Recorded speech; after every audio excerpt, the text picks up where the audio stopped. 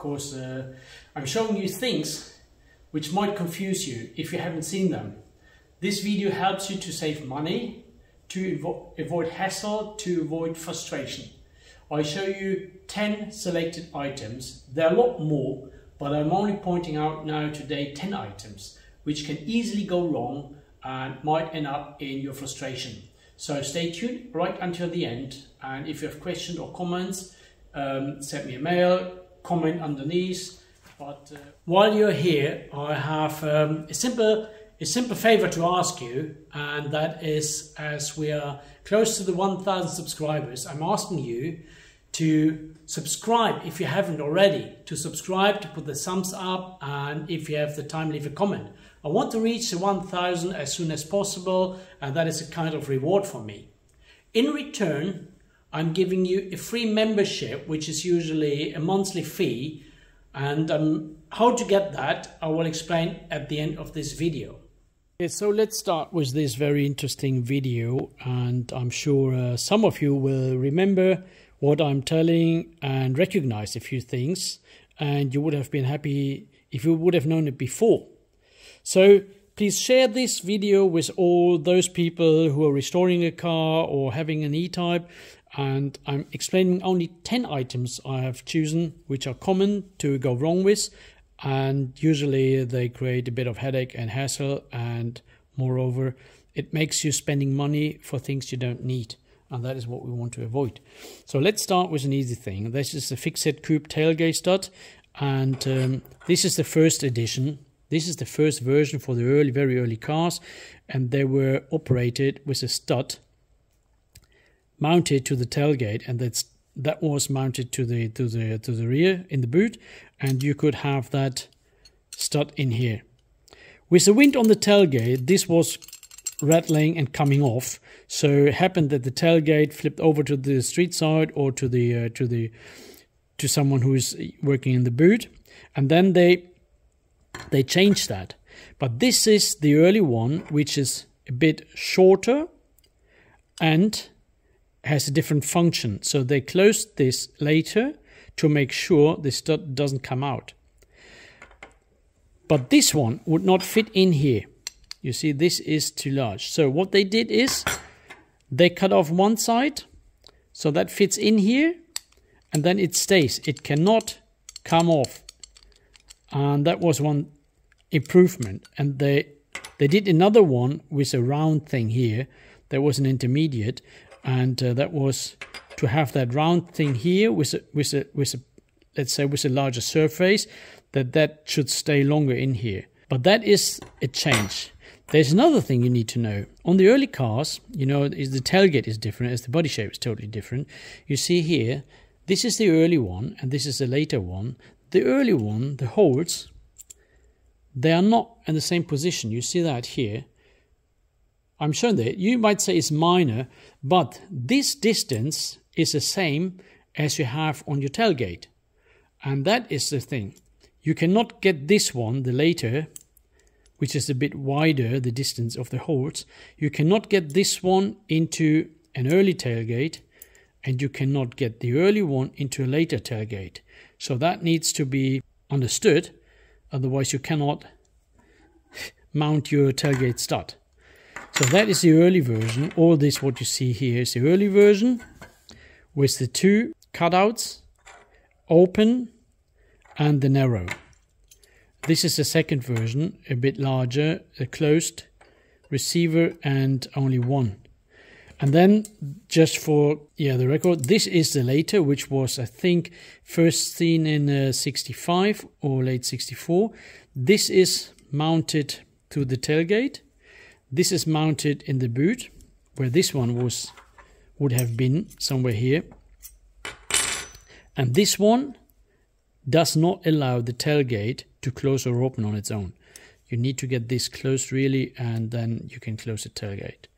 So remember, these three options were available, and you can replace the second version with the latest, but you cannot replace the first version, and you need that. These are, as you can see, two bumpers, and you might think these are the same, They do look the same, and we would think, yeah, it's an E-type, and it is, but there's a huge difference, and that is when you see the underside. You see here, there's a cutout. This is a cutout which is used to mount the bumper from the outside, which was not possible on this one. This is the early one. This is the improved later one. You have these huge cutouts, and the purpose of these is you can install the bolt from the outside and get it fixed from here without removing the headlights and getting the bumper fitted from the inside. Here you see this is the early one, and you see these. This one has a thread here, and what do you think how to get this mounted? Yeah, from the inside. You have to mount these from the inside. There's no way you can undo or mount these bumpers from the outside. So very important that you understand the difference. Very easy to identify with the cutouts. And the other thing which tells you it doesn't work, there on the left hand side, you see that here, this might just be working, but if you have that fitted here, you will see the problem on this side. This place is a lot further out than this one, so there is also a change in the bonnet. The gap in the bonnet to install these is different on the 3.8 than on these. So you see here, the gap here, this gap is maybe 5 centimeters, where this is about 8, and to reach that hole is even further away. So you cannot replace a 3.8 front bumper with a 4.2 front bumper. These might have been introduced, I'm not sure really when, I have to look it up in my books, but that is, you need to be aware of. They are different, even though they look the same from the outside. So make sure you know this and don't forget, and save your money. At the end of each bumper you had these overriders which were mounted here. So they were mounted here. There's a rubber piece in between here, and then you had these extensions which were mounted here. And this extension was to hold the motive bar, which then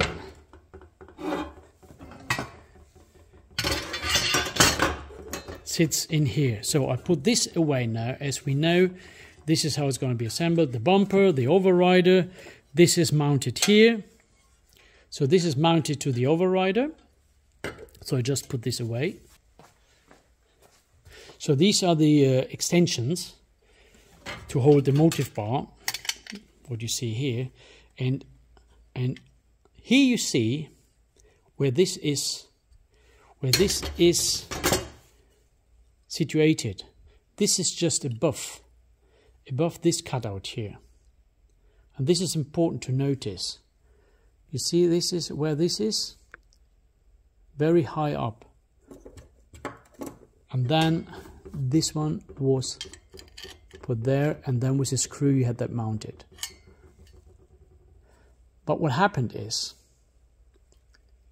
they broke off. It's not only one, but there's the other one, as you can see. They are breaking off due to vibration and no buffering. So these are two originals which broke off, one on this side, one on the other side. And to avoid them breaking off, they changed these extensions and they lowered the position. Let's see if we get some light here. So they lowered this position here.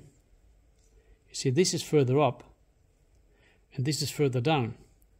And here, where the motive bar was fixed with a screw, here you had a kind of stud with a rubber buffer on it, and you would introduce the They start with a buffer in here,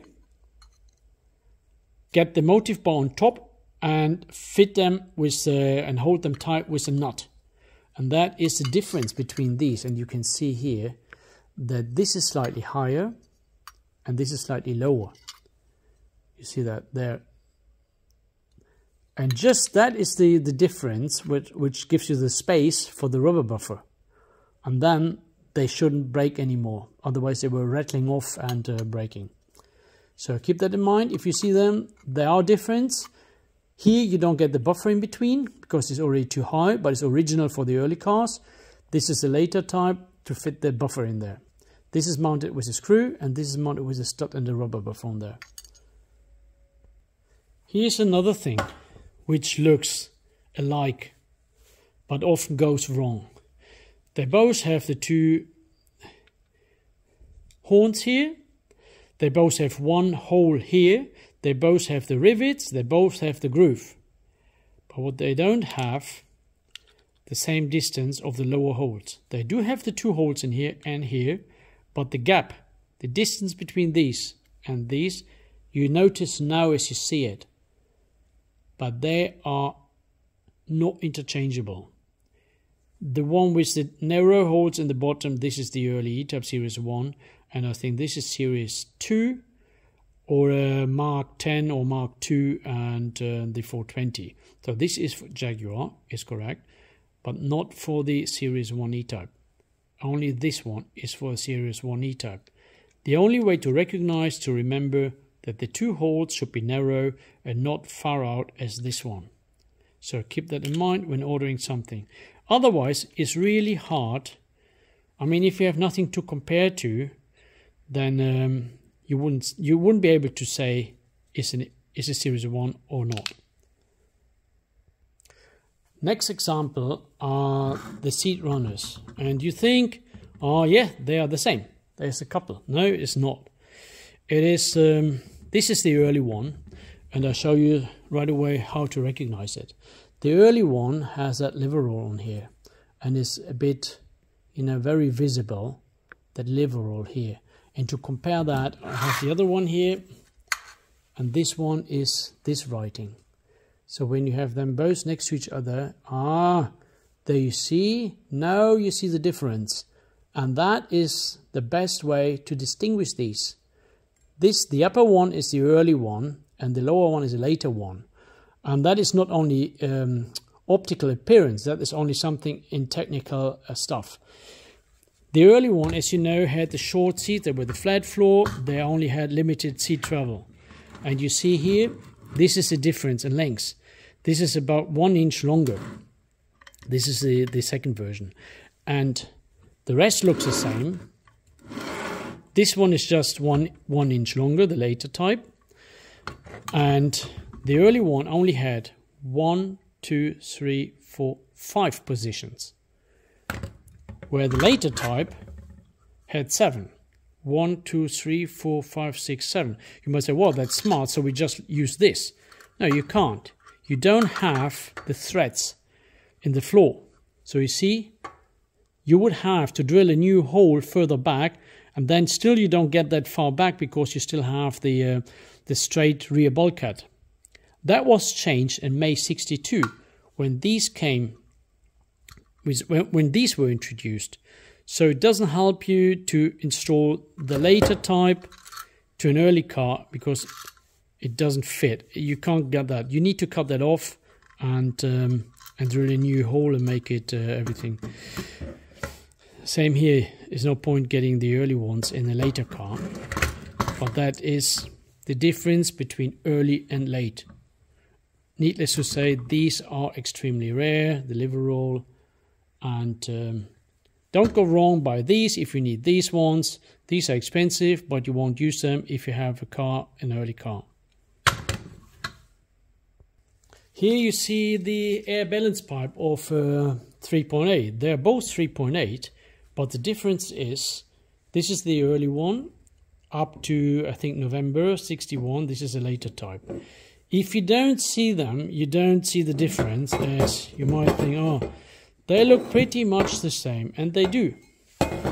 they do look pretty much the same. They have the same function, everything. The result is the same, but you notice this one has 3 and it has 3 shafts. This one only has 2, 1 and 2, and only has 2 shafts.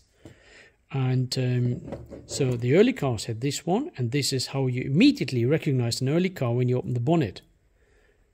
Then you know that is not later than end November 61. All other cars had this. Of course, 4.2 is a different story. They had a complete revised inlet manifold. But this is for you to know early 3.8, still early 61 3.8, but from December onwards. And here we have something that looks like dynamo mounting brackets, and they are. And you see they all look the same or similar, but they're all different. They all have differences, and this is upside down. They have the same distance from the motor, but this is mounted this way, and this is mounted the other way, like this. And then you see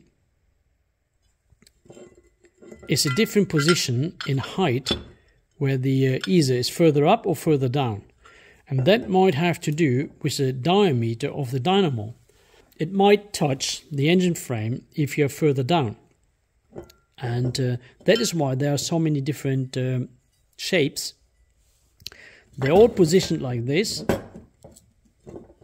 They all have the 3 holes in the engine, but they all 3 have different shapes. They're all Jaguar, but you need to make sure which is the correct one for your car. And you can very easily go wrong and get frustrated buying 10 of these and none of them fits. And you only realize when you try to fit them. That is, so make sure, double check that you buy the right stuff. Otherwise, you get these and have no use of them. Very easy is later the 4.2. They have the alternator. And that was one type only, and you can't go wrong with those. So, but make sure you have the right bracket for your dynamo.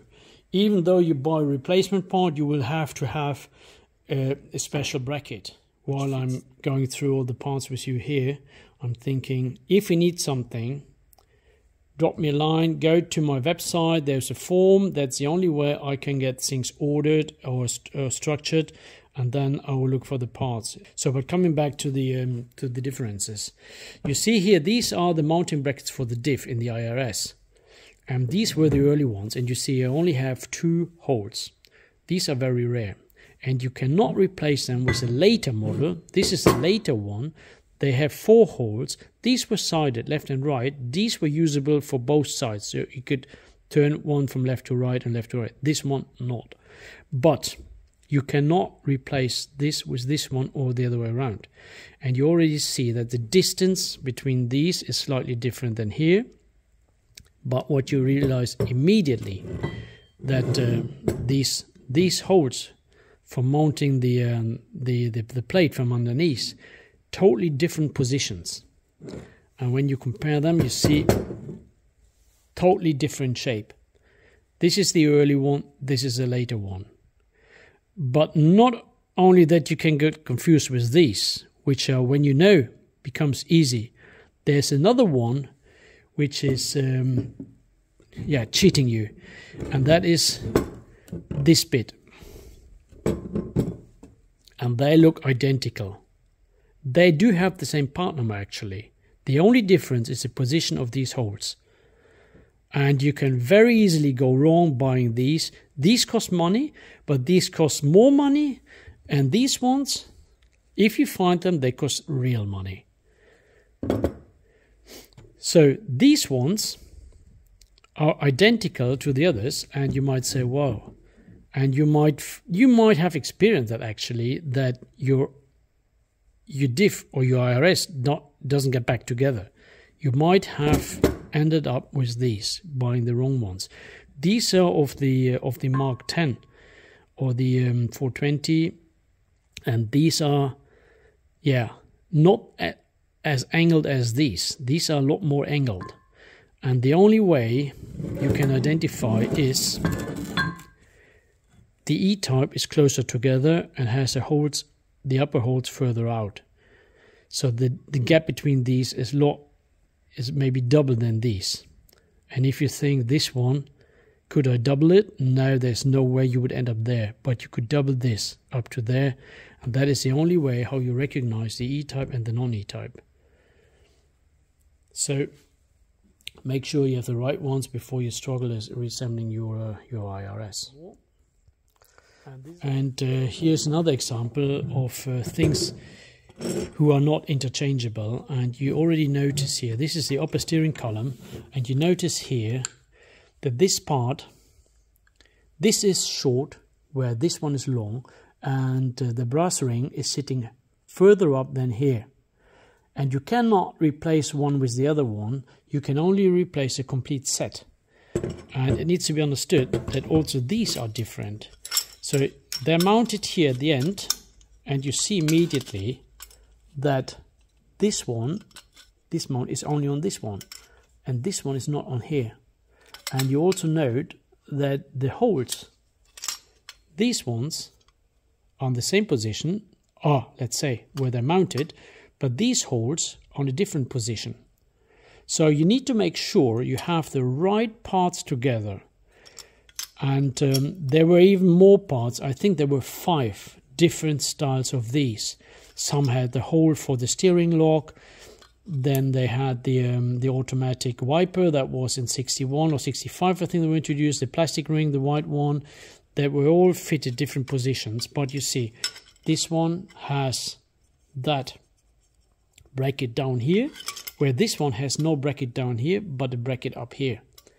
So there's all been a reason how things go together, and it's just not, if you look for parts on internet, it is just not this one will work. It is E-type, it is not wrong, but you have to know what this model is for. Otherwise, you might end up not using it and searching another one. And you will never find out what the problem is. If you have the wrong part, or this is wrong, how you can fix it. And there are a lot of uncountable, I would say, improvements or changes Jaguar made. And I've been through all this because I've restored cars from 61 to 67. And I have all the parts here. And I can compare them, I check them, I have them in boxes. And I might even have some for sale. So just send me a mail, I will look it up. Or go right into my my member section. There's a form. But I want you to not get frustrated with the wrong parts. It happens to all of us, and you're not alone. And we all have parts which we don't need anymore. We bought wrongly, and there's still hope that we get things done.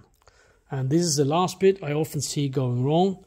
And these are all left-hand tail lights, and this is an easy one to recognize. This is the Roadster. And you recognize that with the long part, the upper shaft, the upper part here.